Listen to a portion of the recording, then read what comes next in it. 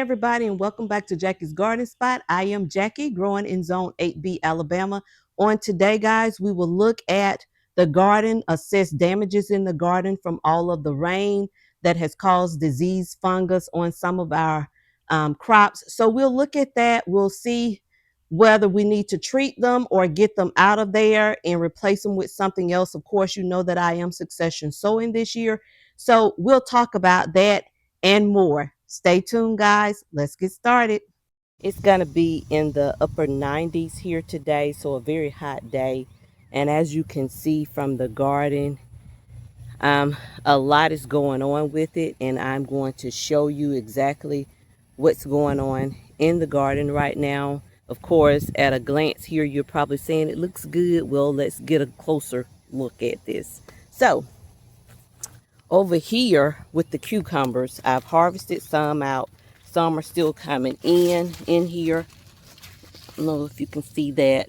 Yeah. So some are still coming in and down in there. But if you take a closer look at the bottom, I'm going to have to come in and do something on the bottom because those leaves are absolutely turning yellow and brown and everything. So I'm going to do a deep grooming or trimming and lift some of that up as much as I can off the ground. So my main objective was to keep it off the ground because of all of the rain that we have been having, and that was in hopes of stopping some of those diseases from occurring. So I'm still trying to fight against that, but we're still getting harvest from the cucumber vines. And of course, there are 3 different vines in here. There's the Midkey, the Bait Alpha, and the Tokyo Long. So we're still getting fruit from it, and I'm going to keep on that motion with that. And then if we pan on over to this little patch right here, with this particular tomato, it's a Creole tomato. It's still doing wonderful. That is one that I plopped in here from the table starts. So it's a part of the succession sowing. This is also a Creole tomato, and of course you see the blooms on it. Again, that's a part of the succession sowing. So I'm always getting started with some more tomatoes, some more peppers as we continue on throughout this summer season. So let's get over to the bigger tomatoes. These are our bigger tomatoes here. As you can see, I do need to come in, and I am harvesting today. Of course, look at that leaf-footed bug. I'm going to get them out of here with the vacuum. And of course, as you can see, this particular the Dr. Jacquie's is looking a bit pitiful there from all of the rain, and now it looks like it has some type of disease. It has 1 or 2 blooms up top. So I'm torn right now whether to do a deep pruning on this one or to go ahead and yank it out and put me another start in there, because we are in the zone where we have about maybe 100 and roughly 38 days more of the growing season for tomatoes and peppers and all of that. So I do absolutely have enough time to plop another one in, not from seed but from start, I think, and we'll get to have, you know, a successful succession growing season here in the summer. So that's that one. And then we have one right here. This is another one. This is one of the sun goals. So and of course, as you can see, they are very close together, so that particular disease or whatever it did spread from one to the other. So it's always good to have a little air between them, but sometimes that doesn't always happen, of course, in your garden space. And let's move to the back part of the garden, and I'll show you that part as well.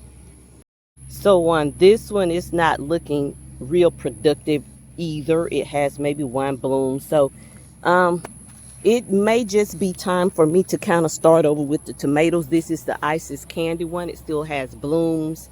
It's looking fairly salvageable, so we'll see here on that one.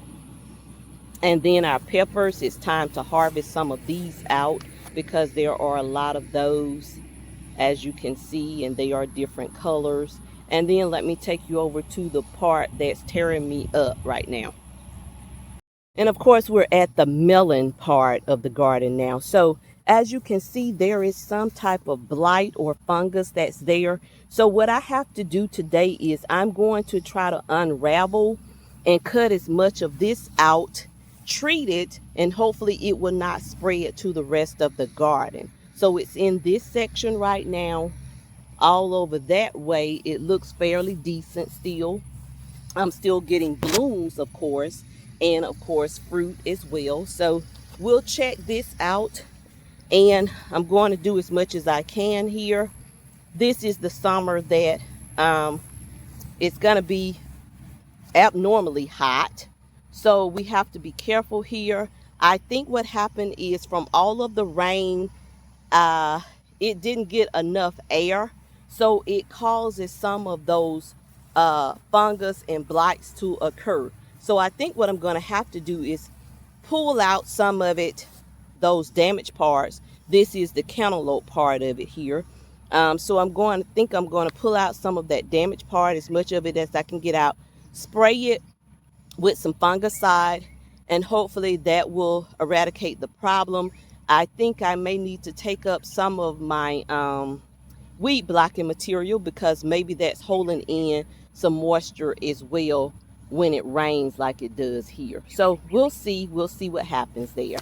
And moving on, these are the beans.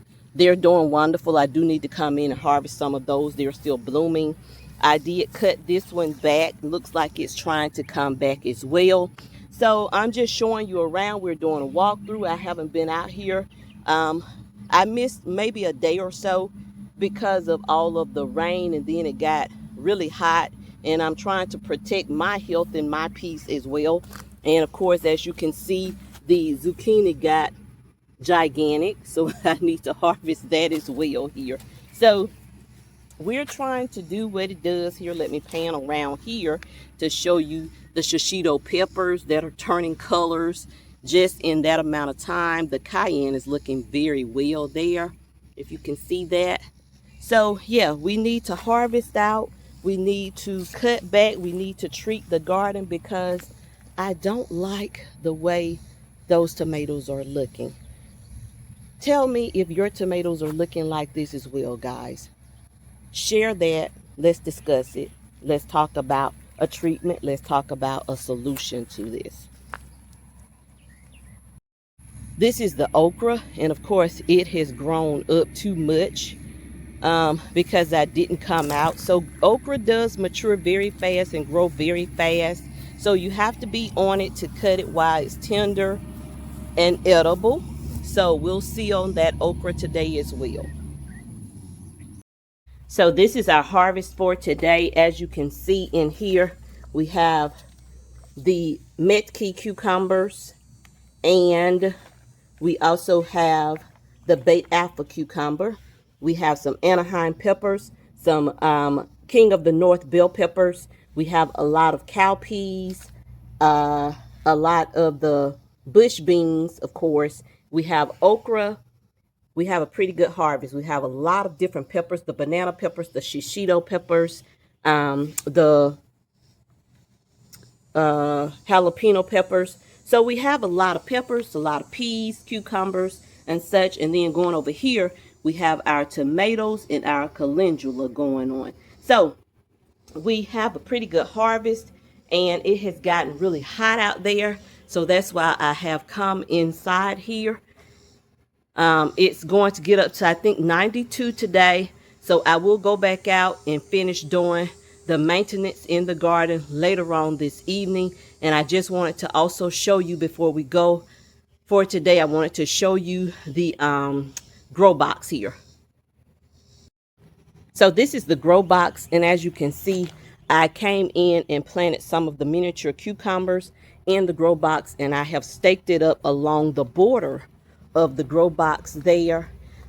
We have some Tiny Tim tomatoes in here as well. So we have a lot going on in the grow box.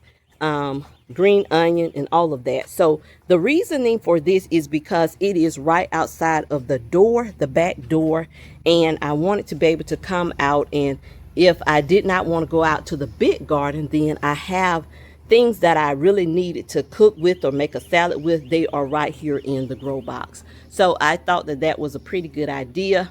And that cucumber is bordering along the fencing here, and so I'm going to let it. It's forming very well. Cucumbers are looking very well. So that is the grow box.